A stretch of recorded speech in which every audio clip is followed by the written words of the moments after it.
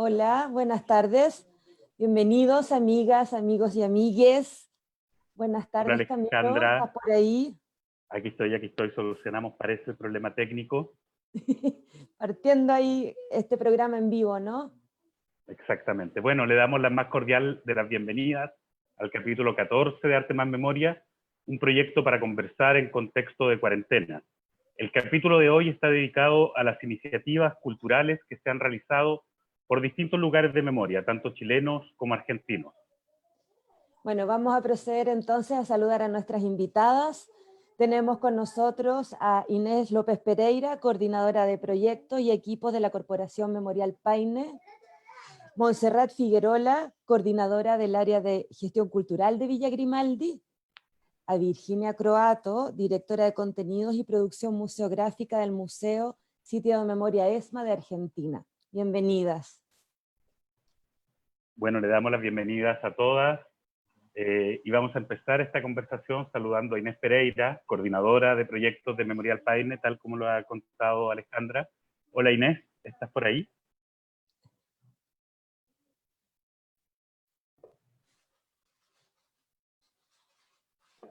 Ahora sí. Ahí está. Ahí estás. Maravillas de estar en vivo. Bienvenida Inés. Muchas gracias por la invitación a ustedes. Es un gusto tenerte acá. Bueno, sabemos que Memorial Paine es un memorial que realiza un sinfín de actividades y nos gustaría primeramente para que comenzar esta conversación y para que los espectadores puedan conocer el memorial, que nos contara cómo surge el memorial y qué memorias son las que vincula el Memorial Paine. Bueno, una de las primeras cosas que es importante decir que fue cuando el proceso de la dictadura cívico-militar en Chile, la comuna de Paine, que es donde se ubica el memorial, fue la comuna más golpeada para el momento con respecto al número de víctimas de detenidos desaparecidos y ejecutados con respecto a su densidad poblacional. El memorial surge como la necesidad de los familiares de tener un espacio donde recordar.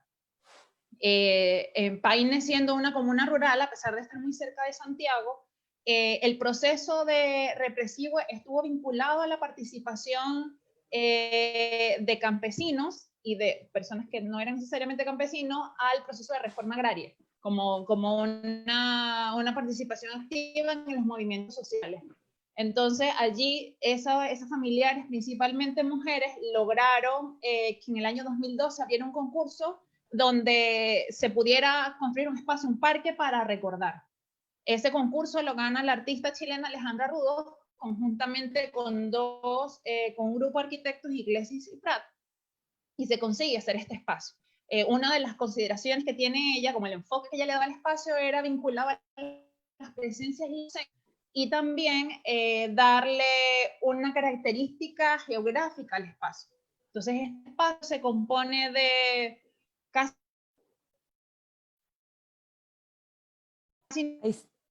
Ahí se nos quedó Inés. Vamos a esperar que Inés regrese. Ahí estamos. Ahí está. Ya. Inés, espera un momento que Cuéntanos. Tu internet está ahí un poquito... Nos quedamos en esta doble dimensión, que una parte era la presencia de la familia y otra era la dimensión geográfica que nos contaba. Sí, la artista quiso reflejar esa identidad geográfica de Paine, y entonces para eso lo que hizo fue que se ubicaron 900 postes en este espacio definido, que está cercano al acceso sur, en el desvío del acceso sur, y allí lo que se quiso fue que todos estos postes en su conjunto, esos rollizos de madera en su conjunto, representan el horizonte geográfico de Paine visto desde la angostura, donde se une la cordillera de los Andes y la cordillera de la costa. Por lo tanto, son como una especie de ola, es lo que se podría ver. Entonces, también otra de las formas en la que se representa esa característica geográfica, esa relevancia geográfica, viene vinculada de la ubicación de los mosaicos que están relacionados a las zonas de la comuna donde vivían estas personas. La presencia, por decir en esos términos, está relacionada a esos rollizos. Porque donde están rollizos, justamente en la foto que vemos, se quita uno de los rollizos simbólicamente y en su lugar se coloca un mosaico, que sería el elemento vinculado a la ausencia, pero tiene la participación de los familiares en el diseño de este espacio tiene gran relevancia, justamente porque allí los familiares fueron quienes lo construyeron. Los familiares decidieron con qué elementos ellos querían reconocer y recordar a cada uno de sus familiares. Entonces estos mosaicos tienen muchos elementos vinculados a la ruralidad.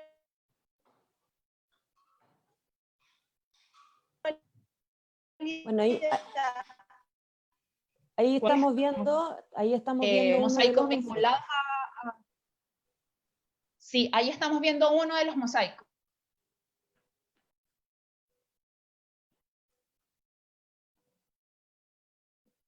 Bueno, ahí estamos nuevamente conversando con Inés de Memorial Paine, y está con algunos problemitas con su internet, pero nos estaba explicando un poco las características del memorial, y aquí estábamos viendo algunas fotos donde aparecen en el fondo estos mosaicos que cada familia quiso construir en relación a su familiar, ¿no? Veamos si Inés puede volver, si no, vamos a... Inés, se nos cayó Inés. Vamos a esperarla un ratito. Por mientras, Alejandra, podríamos ver el video que teníamos, ¿no? Preparado. Claro, bueno, contarle a la gente que estamos en este programa que se transmite a través del Facebook Live del museo. Estamos en vivo y eso está siempre sujeto a que pueda pasar algunos problemas técnicos. Mientras tanto, vamos a mirar, hay un proyecto muy interesante que ha trabajado Memorial Paine, que tiene que ver con microrrelatos en relación a estos mismos mosaicos. Se llama Microrrelatos Mosaicos de Historia. Ellos ya han realizado algunas versiones y lo que queremos invitarlos es a ver un video de la premiación de la segunda versión de este concurso, así que vamos a mirar el video mientras retomamos con Inés.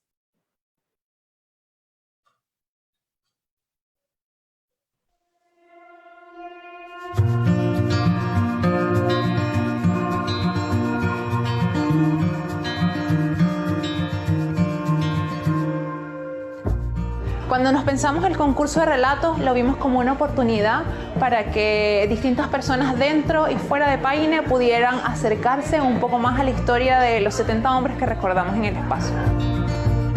La Biblioteca Viva está contenta de apoyar esta iniciativa, la segunda versión del concurso de microrelato del Memorial Paine. Para nosotros es muy importante poder vincularnos a las comunas cercanas en las que nos encontramos y también trabajar en los derechos humanos. Por eso estamos en una alianza con el Memorial Paine.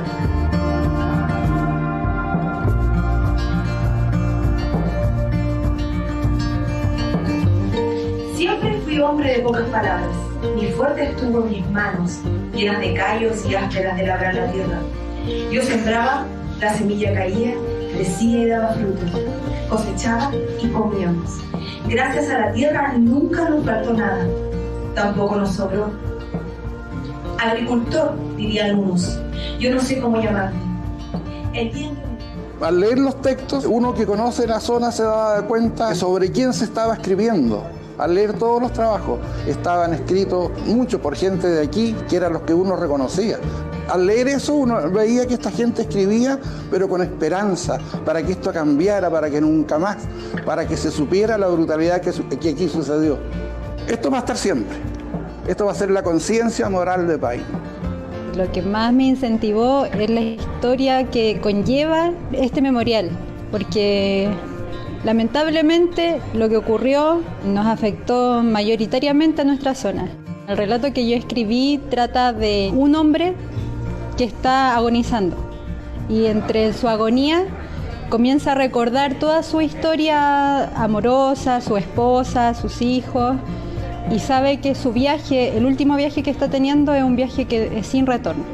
me sentí muy identificada con algunos. Un par de ellos por lo menos me calaron así bien profundo, al punto de llorar, de emocionarme, porque estaban muy bien relatados y habían relatos muy profundos. Yo soy hija de detenido desaparecido, entonces era casi como que estaban contando parte de mi historia.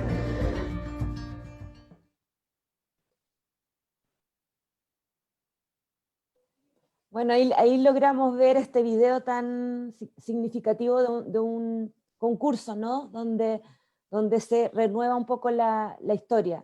Inés, ¿estás ahí? ¿Te podemos escuchar ahora o no? ¿Cómo Sí, estás? yo creo que sí. Sí. Bueno, ese concurso surgió el año pasado, el año antepasado, en el 2018, también como una forma de vincular a las personas a la identidad rural de Paine, que es algo que para nosotros es súper importante destacar en nuestro trabajo, y también de sumarlos a hacer memoria con nosotros. Si bien el espacio fue construido justamente por los familiares, el uso de la técnica del mosaico te permite vincularte de muchas formas esa memoria, porque es cada uno de los mosaicos, si tú sabes la historia, entiendes cada uno de los elementos que están allí, pero si no, también puedes construir.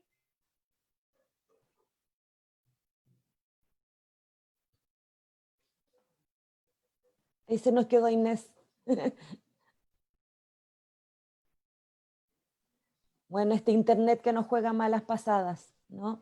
Pero estamos un poco como revisando el trabajo que ha venido haciendo Memorial Paine. Ahí está. A ver, Inés.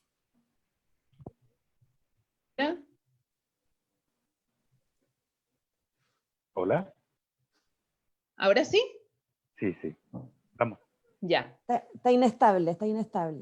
Sí, súper inestable. No, les comentaba que justamente es una forma de hacer memoria para nosotros, ese recuerdo, y sumar a más personas que siguen haciéndolo, porque nos permite conectarnos con personas de todo el mundo. Han participado y han sido súper respetuosos desde la perspectiva de los familiares con la forma en la que se construyen los mosaicos. Así que para nosotros ha tenido una relevancia importante y seguimos manteniendo esa identidad rural de lo que hacemos nosotros. Muchas gracias, Inés. Muy bien, luego volveremos al final del programa con Inés también para ver si podemos rellenar esos pequeños baches que se perdieron. Ahora queremos conversar con Montserrat Figuerola. Bienvenida a Arte Más Memoria. ¿Estás por ahí, Monse? Probemos sonido a ver si está funcionando todo bien. Hola Alejandra. Hola. Hola, Monse, se te escucha bien. ¿Sí? Te escuchamos, sí. Muy bien. Bueno, antes de empezar esta conversación es importante contar, revelar que Villa Grimaldi es uno de los sitios emblemáticos de Chile. Fue recuperado el 94. Por ahí pasaron muchas y muchos detenidos desaparecidos, muchos de los cuales nunca más volvimos a saber de ellos. Y nos gustaría un poco, al igual como nos contó delante Inés, que nos contaras un poco cómo se va constituyendo Villa Grimaldi, cómo se ha ido gestando ese espíritu específico de la villa, esa mixtura tan rica que tienen entre la cultura, que facilita muchas veces el acercamiento a temáticas de memoria. Bueno, tal como tú dices, Camilo, la historia del Parque por la Paz Villa Grimaldi comienza a partir de la recuperación de este espacio del año 94. El año 97, ya hace 23 años atrás, se inaugura este Parque por la Paz de la mano de la Corporación Parque por la Paz Villa Grimaldi, en que se va desarrollando muy de a poco una institucionalidad de la que hoy día estamos bastante orgullosos, porque hemos podido dar pasos de avance en ir profesionalizando a los equipos, en ir estableciendo áreas de trabajo que nos han permitido mantener en el tiempo el trabajo por la memoria que hacemos en Villa Grimaldi. Evidentemente sin desconocer jamás la importancia que tuvo el proceso de recuperación, que fue a partir de la ciudadanía, ¿no? Y hoy día yo diría que estamos tratando de dialogar con eso, ¿no? Cómo volver a vincularnos con los territorios, cómo diversificar las audiencias con las que trabajamos. Entonces, el proceso en general de la Corporación Parque por la Paz Villa Grimaldi ha sido con la intención de ir manteniendo esos vínculos con los territorios, tratar de trabajar incentivando iniciativas que dialoguen entre el pasado y el presente, y yo puedo hablarte particularmente del trabajo que hacemos en el área de gestión cultural. Yo llegué a la villa el año 2013, hace varios años ya, y en ese momento gestión cultural era una subárea del área de comunicaciones. Y se preocupaba en ese momento de realizar un calendario de actividades conmemorativas, y teníamos alrededor de 5.000 visitantes en el año en actividades vinculadas a gestión cultural, ¿ya?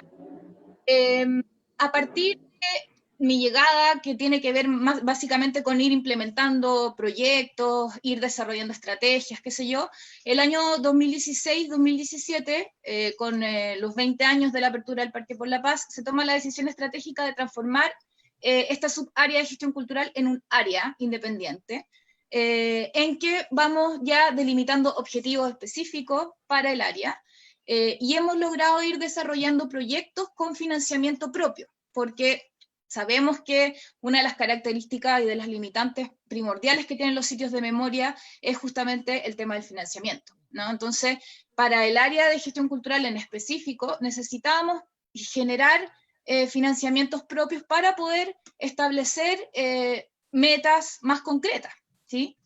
Entonces, en ese proceso, el año 2017, se suma al equipo a través del desarrollo de proyectos mi querida amiga y compañera, la Ale Holzapfel, a quien aprovecho de mandarle un abrazo porque sé que nos está mirando. Y con la llegada de la Ale Holzapfel al equipo, se crea, diría yo, una mirada que es súper interesante, porque la Ale no solamente es una gran gestora cultural y una tremenda productora artística, sino que además es sobreviviente de la villa.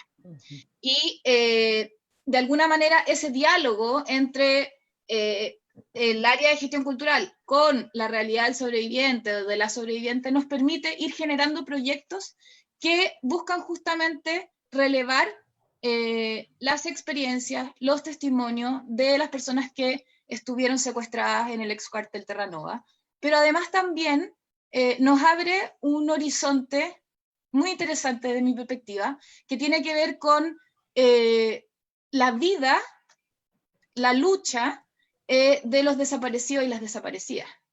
Es decir, no solamente desde la victimización, sino que pensando en estas personas como personas que disfrutaban del arte, de la música, de la alegría, ¿no? Entonces nos abren un poco la cabeza de pensar que no todo lo que teníamos que hacer en la villa tenía que ser necesariamente conmemorativo y necesariamente triste, ¿sí? Nos pasó, por ejemplo, que en uno de todos estos proyectos e iniciativas que hemos desarrollado, hicimos una escuela de verano con niños entre 6 y 9 años, 6 y 10 años, 50 niños cada día, y la villa estaba llena de risa, la villa estaba llena de color. Y nosotros dijimos, wow, la villa no tiene necesariamente que ser triste. Entonces empezamos a trabajar en un camino que a mí me parece que ha sido exitoso, en el sentido de que hemos diversificado nuestros públicos. Como decía, niños de 6 años que pasan todo enero haciendo actividades artísticas, disfrutando del espacio, resignificándolo también. Adultos mayores que nunca habían visitado la villa, por ejemplo. No solamente aquella persona que está relacionada con la Villa Grimaldi, ya sea porque es familiar, porque es sobreviviente, porque, en fin, sino que personas que nunca habían estado en Villa Grimaldi, por ejemplo. Nos han acompañado en una serie de actividades que hemos podido desarrollar. Entonces, es interesante lo que decías tú, esta mixtura que existe, este puente que te permite hacer la cultura y el arte con los derechos humanos, con la memoria, con las distintas realidades también, ¿no? Cómo tú puedes abrir espacios de vinculación desde otras emociones también. Con los niños, por ejemplo, desde la alegría, desde la ternura, desde la simplicidad de su manera de comprender el mundo. Con los adultos mayores, desde su testimonio, lo que les pasó a ellos en específico después del golpe. Yo nunca me voy a olvidar de una señora que después de hacer un recorrido por la villa en un proyecto que teníamos con adultos mayores, nos dice, bueno, a mí nunca me pasó nada, a nadie de mi familia nos pasó nada. Solo me acuerdo una vez que nos desnudaron en la plaza para revisarnos. Ella no era consciente de que a ella había sido víctima de una violación de los derechos humanos. ¿Te fijas? Claro. Porque pensaba en el fondo que tenías que no sé, que tener otras cosas, que te hubieran llevado un familiar, o que... Y claro, ella también se encontró con su propio testimonio de vida, con su propia realidad. Y ahí tú dialogas en otros niveles, que no solamente es como la gran memoria, ¿no? Sino que también una memoria más velada también. Entonces, bueno... Además, lo puedes conectar con gente que no necesariamente tiene esa vinculación, como decías tú, tan directa con la villa, para dar el ejemplo concreto del espacio, ¿no? Por supuesto, nos pasa mucho con el territorio, con los vecinos de la villa, porque los vecinos de la villa originalmente eran villas que eran militares, digamos, y que eso ha ido cambiando, y por ejemplo nos pasa mucho que hay gente que dice, ay, yo no me atreví a entrar a la villa, y entré porque traje a mi nieto a la escuela de verano, y viven a 2 casas, y nunca había entrado, y ahora traje a mi nieto a la escuela de verano, y veo que esto es un lugar hermoso, y veo que la gente es súper amorosa, y tú dices, bueno, ¿cómo vamos haciendo que esos muros se caigan también? Que son muros que también nos vamos poniendo un poco. ¿Cómo hacemos? Yo creo que el arte y la cultura nos ayudan a que esos puentes se den, y que podamos acercarnos a la memoria, a los derechos humanos, con lenguajes también más simples, quizás menos académicos. No sé, yo tengo la sensación de que cuando tú ves una obra de teatro, un concierto de música, vas al lanzamiento de un libro, vas a una feria, o cualquier otro elemento que puedas aportar desde la actividad cultural, el mensaje entra como por otros canales, ¿no? Y eso me parece interesante. Bueno, justamente te queríamos preguntar porque, bueno, todos y todas estamos en esta situación de confinamiento, donde también desde la gestión cultural no hemos visto obligados y obligadas a generar proyectos o adaptar proyectos para tratar, ¿no?, de seguir con esta relación que tenemos con el público y que hemos ido construyendo con el tiempo.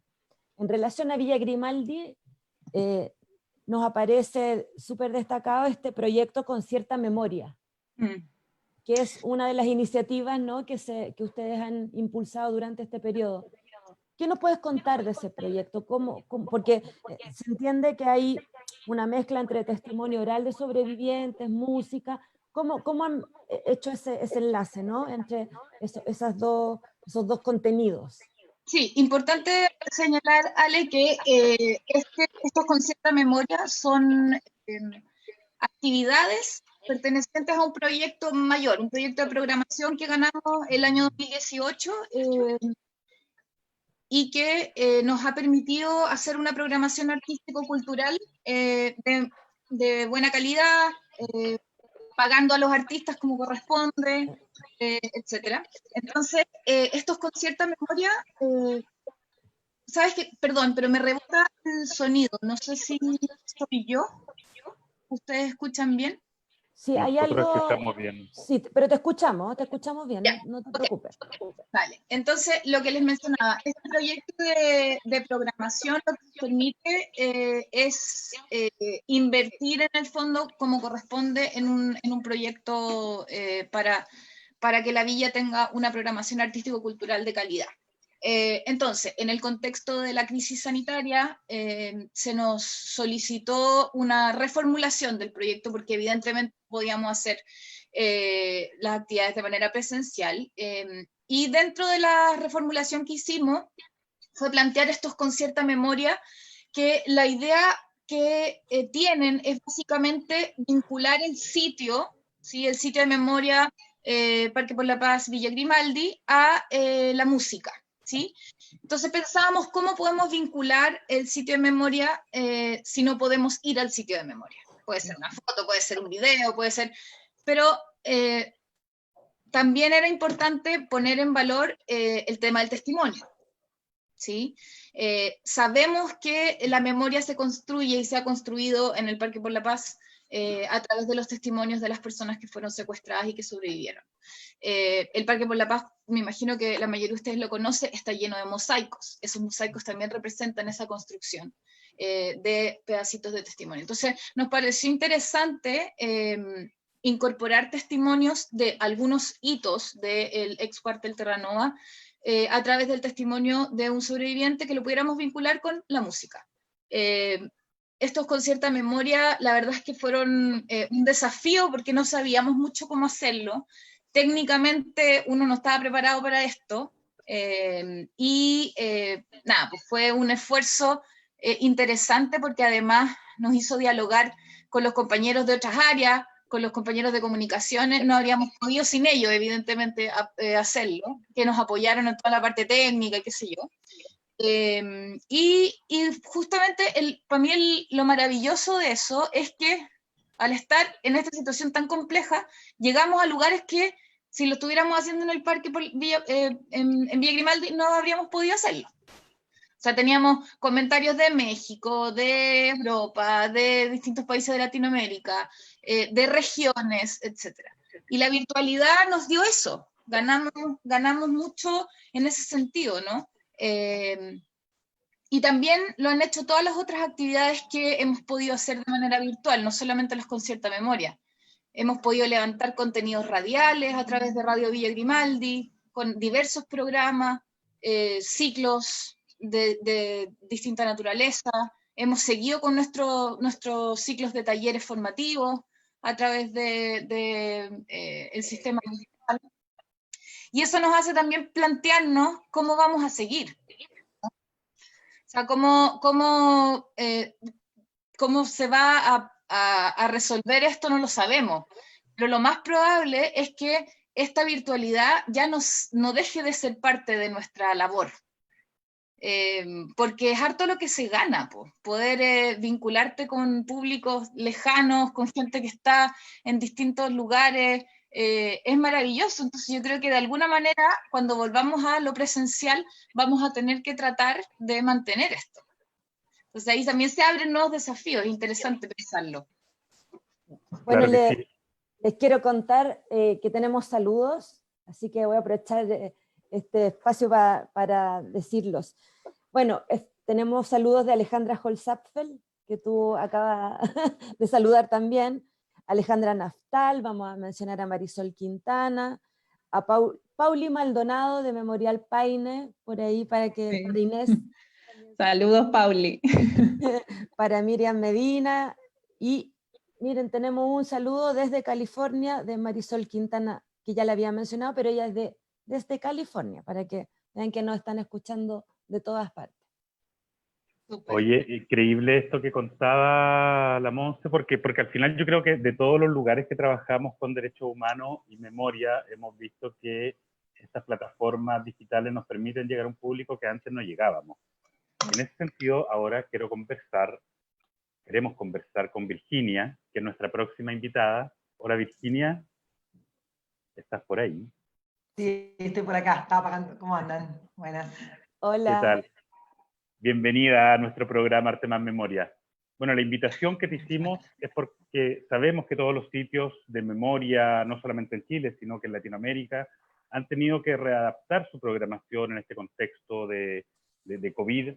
Seguramente Argentina no es ajena a esta realidad, y nos gustaría que nos contara desde el sitio de memoria ESMA cómo se han adaptado en general a este contexto. Bien, en principio es interesante porque hay varias cosas las que fui escuchando de las compañeras con las que compartimos las dificultades y también los desafíos para adelante, ¿no? En principio lo que nos pasó es que de un día para otro tuvimos que irnos porque claramente, ¿no? En nuestro país lo que sucedió es que se dictaminó la cuarentena y claro, al principio todos pensamos que iba a ser por 15 días nada más, pensábamos que fue como una ilusión nuestra, porque creo que todos nos dábamos cuenta de la magnitud de lo que tenía, entonces nos fuimos de repente y nos encontramos en nuestras casas diciendo, bueno, ¿y ahora cómo hacemos, no? Y entonces me parece que interesante repensar algunas cosas y creo también, un poco como que decía Montserrat, que tiene un montón de desafíos muy interesantes esta nueva etapa, a pesar de todo lo difícil que es y por supuesto lo malo que es algunas cuestiones.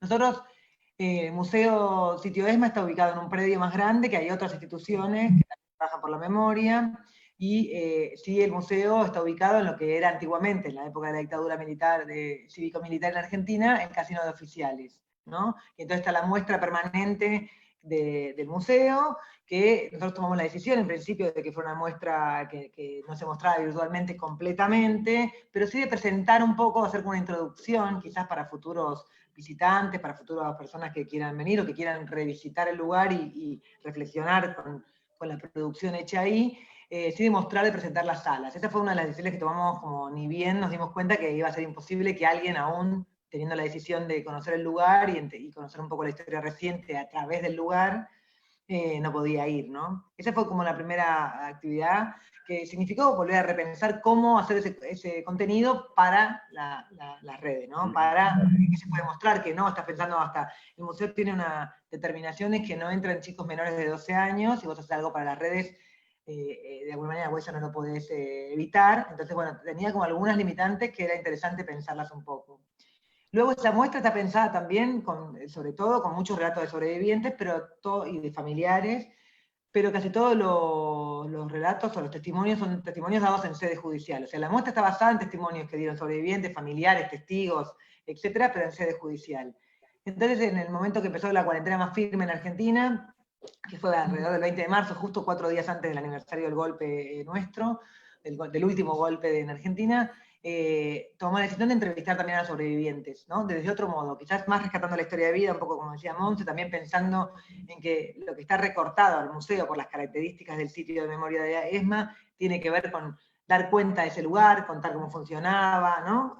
Hay como un recorte pensado para la muestra, y las entrevistas personales abría otra puerta, ¿no? Esas personas conversan con nosotros, conversan con el sitio, digamos, ¿no? Con el museo, y hay un diálogo que es más de su historia de vida, sin obviar la historia también ahí, lo que les pasó ahí adentro, qué sucedió, pero también qué pasó antes, cómo fue su historia de militancia y de participación anterior, y su historia posterior, ¿no? A la liberación del centro clandestino. Donde hay historias de amor, de familia, de amistad, no solamente la dimensión represiva, por decirlo de alguna manera. Claro, claro. Por supuesto atravesado por eso, ¿no? Seguramente a todos nos pasa que cualquiera que pasó una experiencia como esa, sabemos que eso está atravesado todavía, pero tal cual, como la construcción también del proceso de justicia y memoria en Argentina, con sus más y con sus menos, ¿no?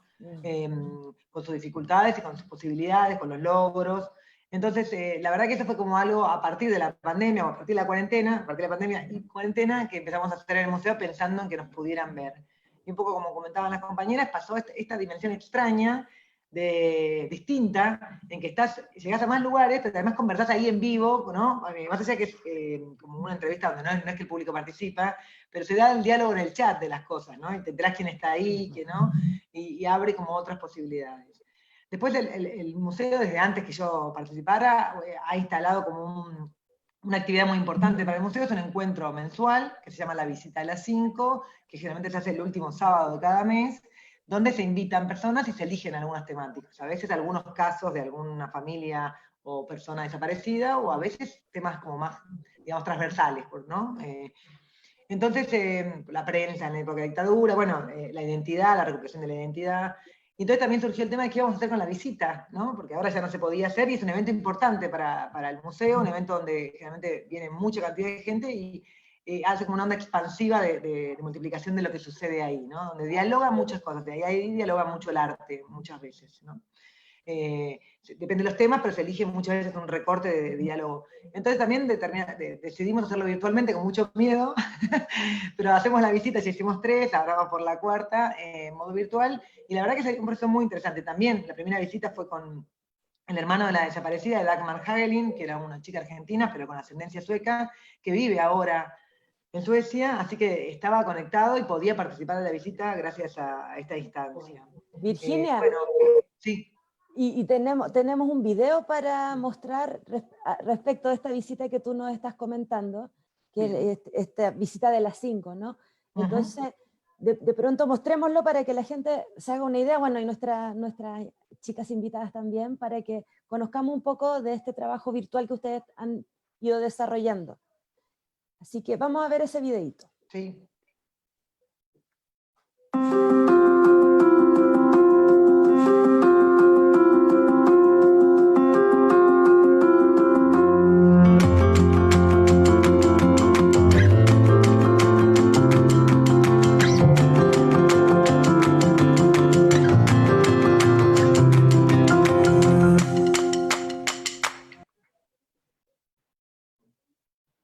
Esa era como la promo, ¿no? El promocional que ustedes han estado difundiendo, me imagino. Sí, tal cual. Antes la visita se publicaba en flyers, se publicaba en nuestras redes, y mail, ¿no? Con toda la comunicación posible, pero por ejemplo no hacíamos audiovisual para promocionarla, ¿no? Esas son las cosas que uno tiene que empezar a desarrollar, entendiendo que todo el mundo ahora, no solo por la modernización, sino justamente por la pandemia, estamos comunicándonos en este medio. Esa visita, que fue la última, que fue la de julio, estuvo, por ejemplo, atravesada por una obra de teatro que habla de los desaparecidos en España, ¿no? Del régimen franquista. Entonces, el diálogo a partir de la obra de teatro con los sobrevivientes, también con familiares de desaparecidos en la era franquista, hicimos la última visita, que quizás fue de estos casos que yo digo más amplios que remitirnos a un caso, ¿no? Vamos como alternando posibilidades. Digamos. ¿Y opera de modo que tú te inscribes para... O es tan abierto? ¿Cómo ahí ustedes van monitoreando de alguna manera al público o es libre, digamos, así? Es abierto, es como esto, de hecho lo pasamos por Facebook Live y por YouTube, y lo que monitoreas por lo que te da las estadísticas de estas aplicaciones. Lo interesante es que sí, por ejemplo, creció el canal de YouTube, o sea, claramente, un poco lo que decía Monse, se cambió el modo, ¿no? Se perdieron cosas, yo no quiero soslayar lo que se perdió, digamos, de la presencialidad y del encuentro, de los abrazos, ¿no? De las sonrisas, pero se ganaron en algunas otras cosas. Entonces, quizás para ver las dos partes, ¿no? De la dificultad. Y de lo bueno, digamos, que da estas dimensiones. Y hemos pensado algunas cosas, ahora vamos a hacer entrevistas a jueces y a personas de la justicia que hayan participado de los procesos de justicia en Argentina, que es bien interesante también la complejidad, la diferencia. Así que seguimos pensando, porque como dice Monse, esto medio que llegó para quedarse un poco, y por otro lado también porque, bueno, por ahora nosotros, por lo menos en Argentina, tenemos para un tiempito, ¿no? De no poder regresar presencialmente al sitio, al museo. Bueno, les recordamos para quienes se vienen conectando recientemente a este programa, que estamos en Arte Más Memoria. Es un programa en vivo, online, del Museo de la Memoria y los Derechos Humanos, que se emite por el Facebook Live. Y hoy nos están acompañando Inés López, coordinadora del proyecto y equipo de la Corporación Memorial Paine, Montserrat Figuerola, coordinadora del área de gestión cultural de la Corporación Villa Grimaldi, y Virginia Croato, directora de contenidos y producción museográfica del Museo Sitio de Memoria ESMA. ¿Qué más, Alejandra? Bueno, es que lo que pasa es que sin querer nosotros teníamos como pensado hablar un poco de las oportunidades que daba esta situación, ¿no? A nosotros nos ha pasado como Museo de la Memoria y los Derechos Humanos lo mismo que Sí, estamos compartiendo increíble. aquí, es decir, justamente dentro de la lógica de las oportunidades que uno, viendo el vaso medio lleno, ¿no? Lo que nos da es esta posibilidad de abarcar, de cruzar fronteras, de tener la posibilidad de estar con Virginia, claro, y así con otras personas, pero también de que nuestros contenidos museos estén llegando a personas que claramente no podrían estar en Santiago aunque quisieran, aunque no hubiese cuarentena.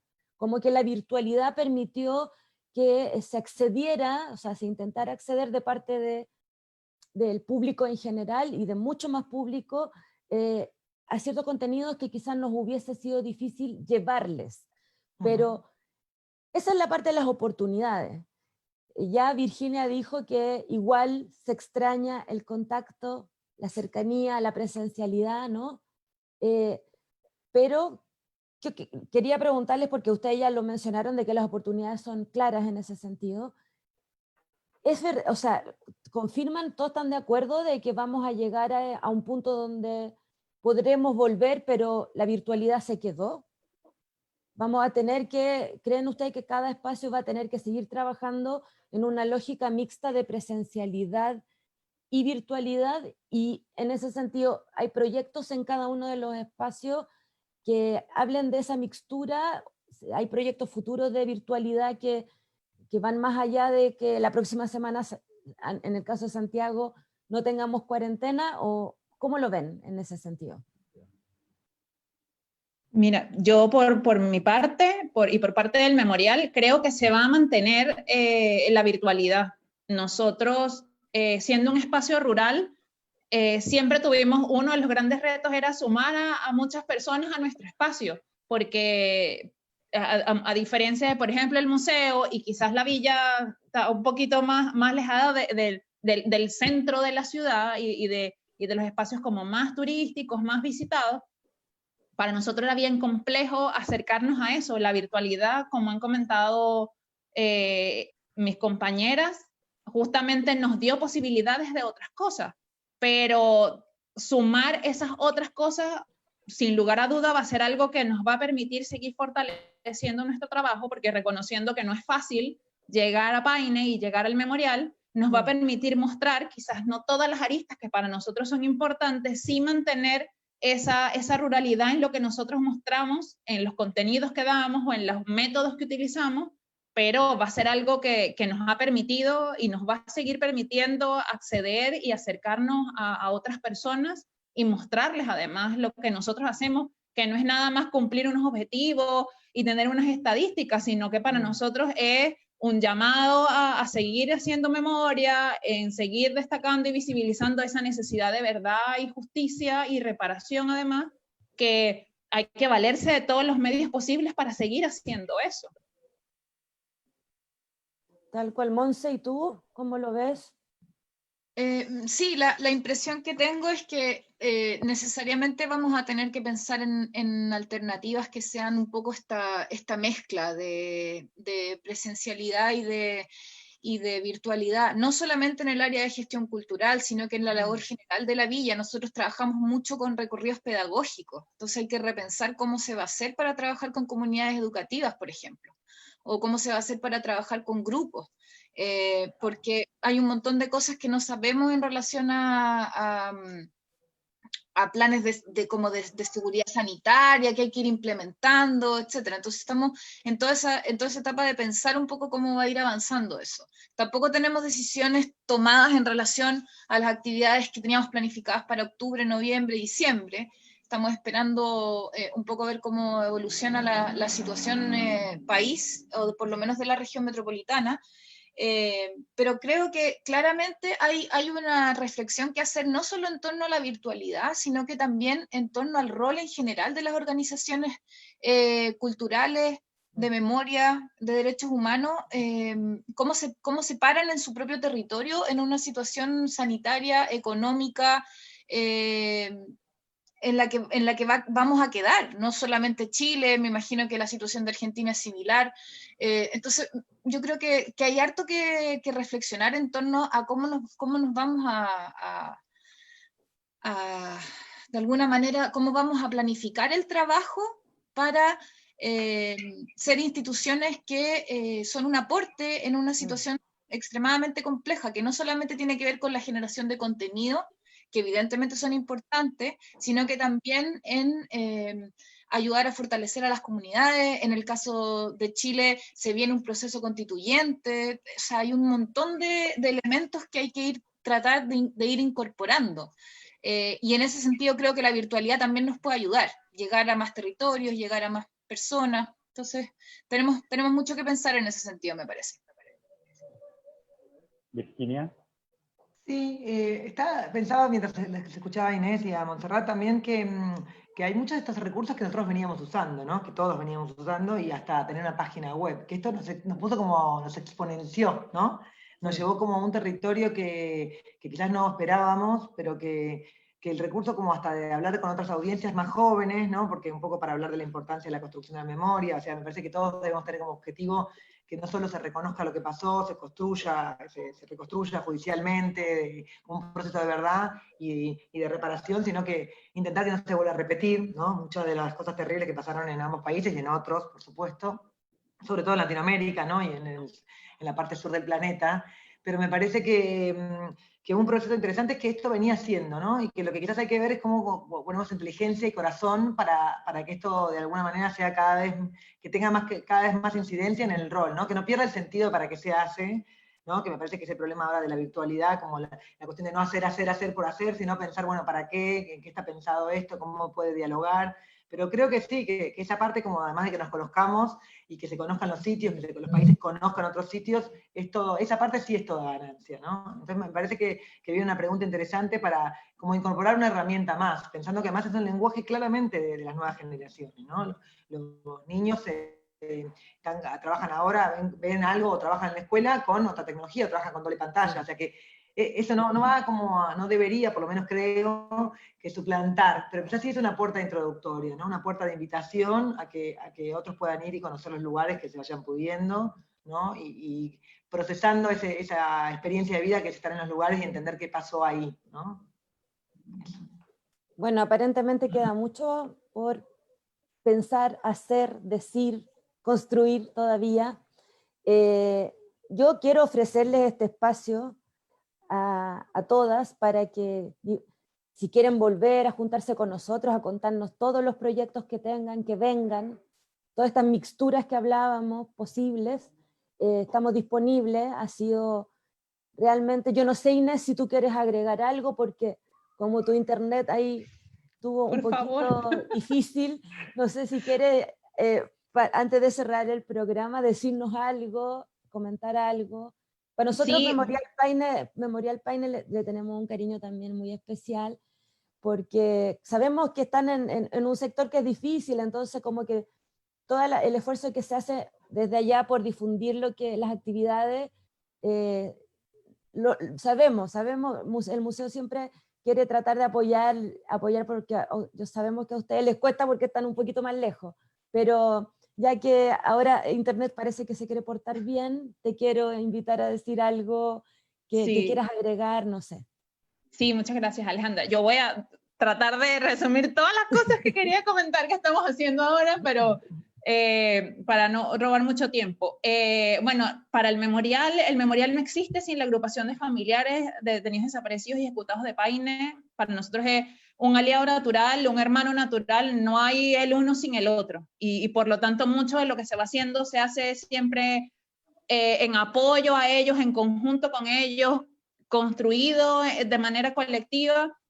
Eso como por un lado. Por otro, al igual como comentaron Virginia y Monse, fue como ponernos a pensar qué podíamos hacer sabiendo que nuestro brazo más importante es el brazo educativo, y allí estamos y hemos estado haciendo como cartillas para trabajar ciertos contenidos y sumar docentes y reactivar y fortalecer esas relaciones para generar instancias pedagógicas que consideren esos contenidos que para nosotros son relevantes, que justamente está vinculada a esa ruralidad, ese arte, esas luchas que se dieron en el país y que se siguen dando, y sobre todo considerarlo visto desde una lectura como rural.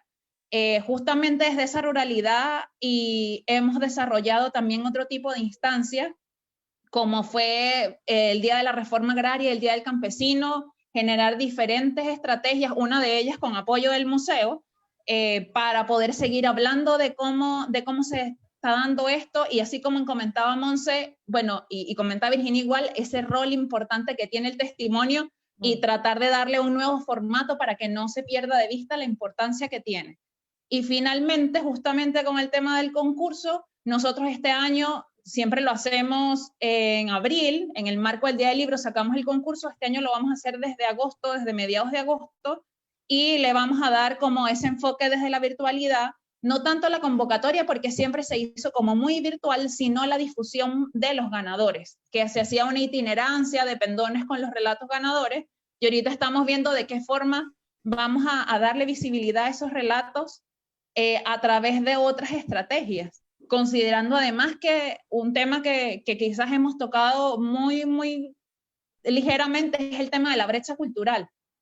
No podemos perder de vista esto, y en el caso de nosotros ubicarnos en un contexto rural, en un territorio rural, también es un nuevo reto, porque no todo el mundo tiene acceso a Internet. Entonces, ¿cómo nosotros seguimos mostrando este trabajo? ¿Cómo nos seguimos acercando a las comunidades considerando que eso está allí presente?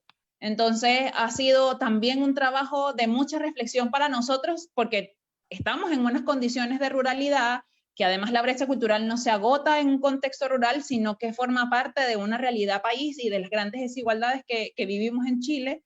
Entonces, esa reflexión se mantiene y se va transformando para generar cosas que sean pertinentes para todos y todas. Claro que sí. Oye, yo no quería cerrar el programa sin antes hacer referencia, inspirado un poco por la bandera que tiene Montserrat atrás, a lo que está viviendo el pueblo nación mapuche en estos momentos. Creo que todos los y las luchadoras por los derechos humanos y la memoria debemos solidarizarnos y repudiar los actos de violencia que están ocurriendo en el Gualmapu. Así que era esto antes de cerrar. Gracias, y bueno, por todo, Camilo. Fue inspirado por la bandera, Montes. Bueno, y agradecerles. Espérame, Cami. Dale. Disculpe, pero es que esto es importante. Marisol Quintana de California, que la mencioné anteriormente en los saludos, quiere saber cómo conectarse con Memorial Paine para apoyarlos desde California. Entonces, le vamos a...